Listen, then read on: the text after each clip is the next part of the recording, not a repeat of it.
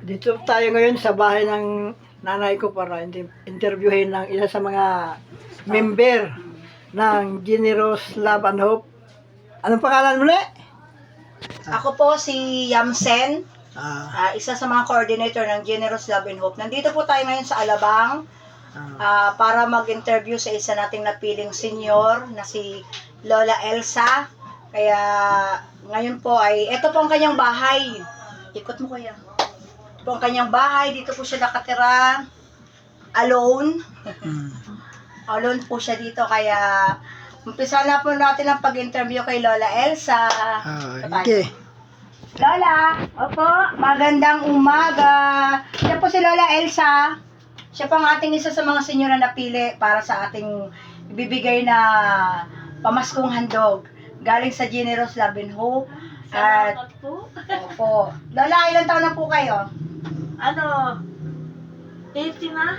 80. Tingin kayo sa camera, Lola, para na mag-hi tayo. Para maraming pong sponsors dyan na malalaki yung puso. Nako, Lola. Opo. Opo. 80 years old na po si Lola Elsa at ayun nga po is wala na po siyang paa pero may kamay at may puso po yan. Siyempre, Oo Lola naman. natin yan. Oo.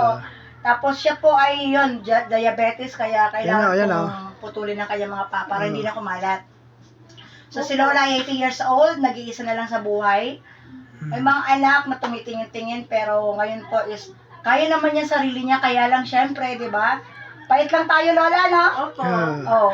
Ngayon, Lola, handugan ka namin ng isang pamasko. Salamat. Ganun Sa pala. napili sa mga senior naming babahagian ng aming pamasko.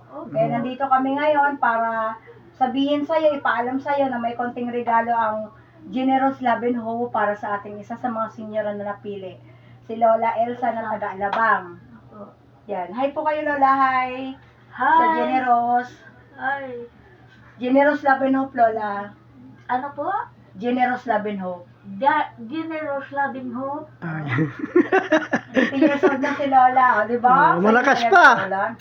Ah, Pait lang tayo sa buhay. Walang imposible, no, Lola, no? Opo. malakas pa yan. Oo.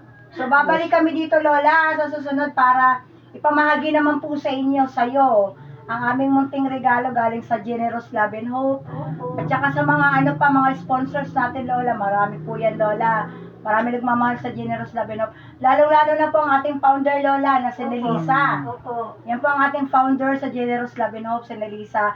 At thank you po, Madam Founder, at God bless pa po sa atin at hope na marami pa po tayo matulungan, hindi lang po sa mga seniors, sa mga PWDs, yon, at hindi lang sa mga bata, bukod sa mga nangangailangan pa talaga. At alam ko naman is nandyan tayo, kayo, lalo na kayo, para handang tumulong sa mga nangangailangan. Kaya dito po natin muna putulin ang ating munting interview kay Lola Elsa. Opo. Babalik po tayo para sa kanyang munting regalo dito sa Lola, I hope after 2 days, no? Opo. Oo, para naman kain-kain tayo, Lola, no? Opo. Oo, sige. Yun po, maraming salamat at thank you rin po kay Kuya Chito na nagbibideo sa atin. Maraming salamat po talaga at babalik po tayo ulit sa susunod, mga ilang araw para po ibahagi natin ang ating munting regalo para kay Lola Elsa. Maraming salamat po. Ay, Lola. salamat po.